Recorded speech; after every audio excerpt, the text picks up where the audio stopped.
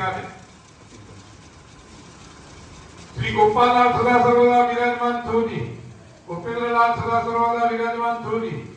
श्री धनेश महाप्रभु जी सदा सर्वदा विराजमान थोजी, श्री लालजी महाराज सदा सर्वदा विराजमान थोजी, श्री रुक्मावती जी, श्री रुक्मणी जी, श्री ब्रजपुरी जी, श्री ठाकुरवंती जी, गोकुल गिरिपुर मध्य भूमंडलाचार्य श्री छत्र रहस्य सेन्द्रम राधाधिपति वल्लभकुल श्रीमुगट वल्लभकुल तिरुमणि श्री सुगिरिवासे धरणम लीला रहसणम वदय नमः नामम श्रीमद गोकुल मंडल शोभाश्याम श्रीमद पुष्टिमाल प्रवर्तकम परायणम नित्य प्राण जीवन अधमस्य उदाहरणम निज भक्त भावम मम हृदय निवासनम सौराष्ट्राधिपति वल्लभ वंदनम मम प्राण जीवन 108 गोपाललाल जी, श्री गोपेंद्रलाल जी, श्री धनेश महाप्रभु जी, श्री वौजी महाराज हमारे श्री विराजो जी, परम धाम उमराड़ा थी निकितन आपना दासानुदास पुतरिया किंकर आप श्री ढूंढण नो पाड़े गुलाम पटेल वैष्णव मंजीभाई कल्याणजीभाई परिवार सर्वे बाल गोपाल ना दंडवत जय गोपाल हरिदास जी आप श्री ना चरणों में विनती आप श्री की कृपा करीने नूतन ग्रहे आप श्री ठाकरजी ने पधरावવાનો અને રોટી ઉતાર કરવાનો મંગળ મનોરથ સંવત 2082 ના કાર્તક સુદ 14 ને મંગળવારના રોજ ઉમરાળા મધ્ય નિર્ધારિત છે અને આપ શ્રીના સામૈયા 2082 ના કાર્તક સુદ 13 ને સોમવારના રોજ નિર્ધારિત છે तो आप श्री आपना अंतरिक्ष दूत सहित पधारी वेलासर पधारी दासना मनमोहन पूर्ण करतो ए आप श्रीना चरणों में नम्र विनंती ए निकितन दादा श्री मोहनलाल पुरुषोत्तमदास परिवार मंजीभाई कल्याणजीभाई परिवार तथा उपनी पत्रिका में लक्षित सर्वे वैष्णव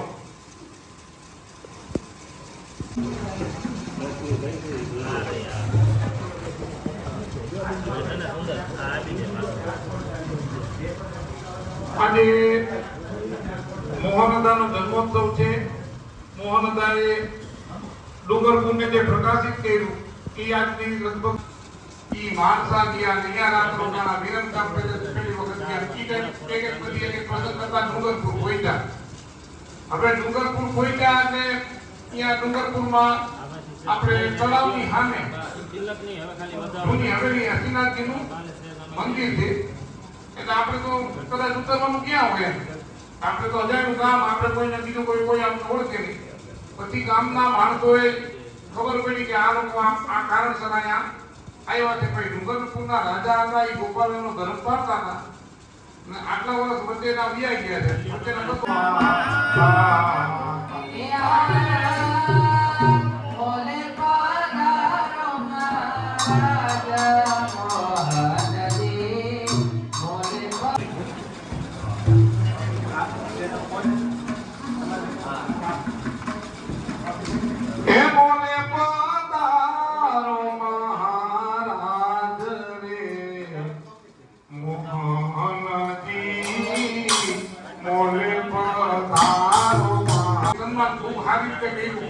પછી એને મેરમાં પધરાવ્યા એક એક પછી હવે ફરીવાર પાછું આવવા માટે ત્યારે અહીંયા ડુંગરપુરમાં જે બધી ક્રિયા થઈ એ એક વૈષ્ણવે કીર્તન બાકી ડુંગરપુર એટલે શું કોઈને બીજા કોઈને ખબર જ નહોતી પેલા 200 વર્ષ સુધી આ જે પ્રકાશિત કરનાર મોહન હતા અને મોહન હતાની આર્મી જે હંસ મંડળી જે કહેવાય ને આ બધી હંસ મંડળી આ બધી ખોજ કરવાની શરૂઆત કરી અને ત્યાર પછી જ્યારે અહીંયા ગયા એટલે એને બધાએ આપણી પાસે જે કીર્તનના જે આપણે રાવણજી માટેના જે વસ્તુઓ હતા એ બધાએ બધી વસ્તુઓ આપણે આપણી પાસે હતી